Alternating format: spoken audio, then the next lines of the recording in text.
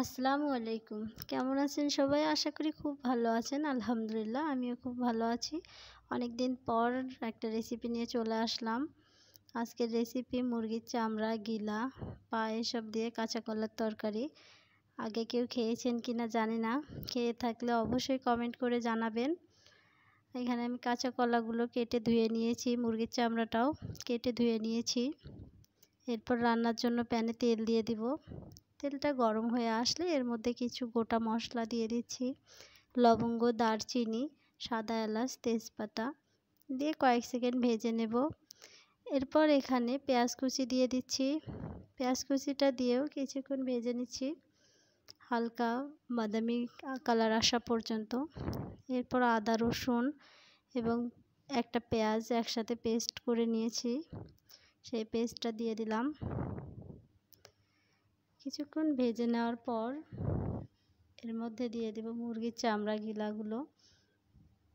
এগুলো আগেই কেটে ধুয়ে পরিষ্কার করে নিয়েছি। এরপর মশলার সাথে ভালো করে কষিয়ে নেব কিছুক্ষণ।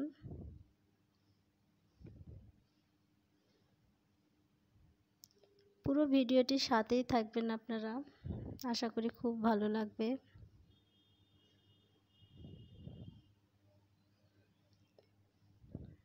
কিছুক্ষণ ভেজে নেওয়ার পর এখানে স্বাদ মতো লবণ দিয়ে দিচ্ছি।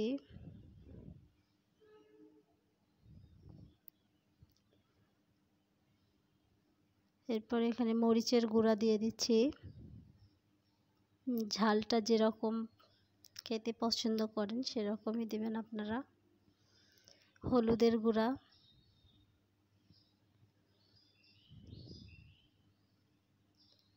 ধনিয়ার গুঁড়া,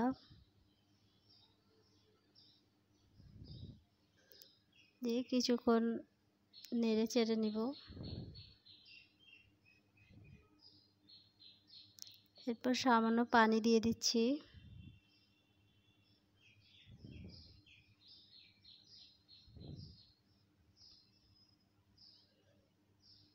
নেড়ে চেড়ে নিয়ে ঢাকনা দিয়ে রান্না করব বেশ কিছুক্ষণ।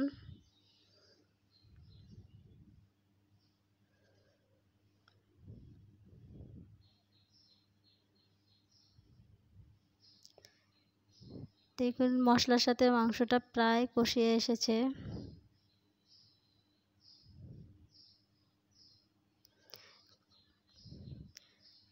কাঁচা কলা যেহেতু খুব তাড়াতাড়ি সিদ্ধ হয়ে যায়, তাই মুরগির চামড়াটা, পাগুলো ভালো করে কষানো হওয়ার পর এই কাঁচকলাটা দিয়ে দিব। খেতে কিন্তু খারাপ লাগে না, অসাধারণ। একবার খেলে বারবার খেতে ইচ্ছা করবে, একবার ট্রাই করবেন।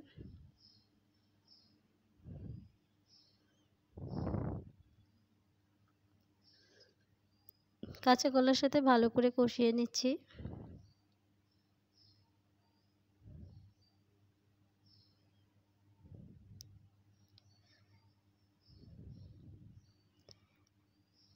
একটু সময় নিয়ে ভালো করে কষাবো।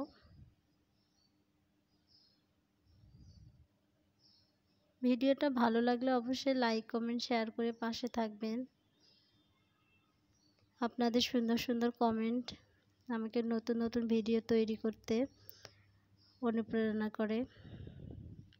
এরপর ঝোলের জন্য পানি দিয়ে দিচ্ছি।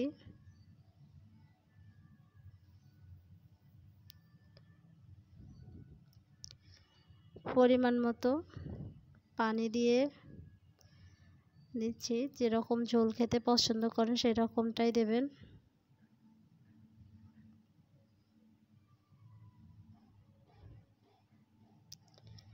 এরপর ঢাকনা দিয়ে রান্না করব কলাটা সিদ্ধ হওয়ার পর্যন্ত।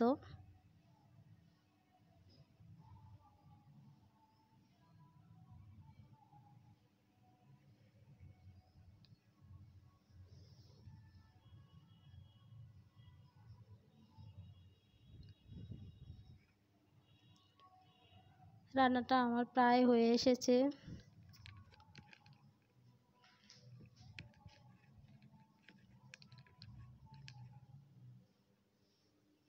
এরপর ভাজা জিরার গুঁড়া দিয়ে দিচ্ছি।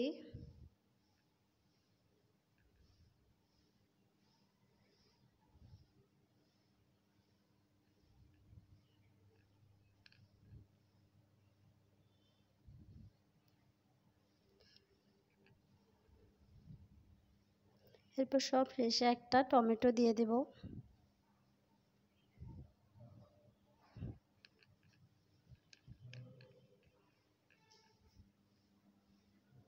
ঢাকনা দিয়ে আরও 2 মিনিট রান্না করব।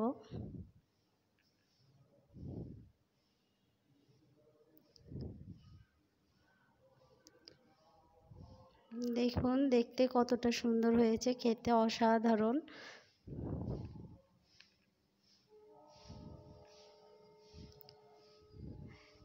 দেখুন একটা বাটিতে আমি নামিয়ে নিয়েছি।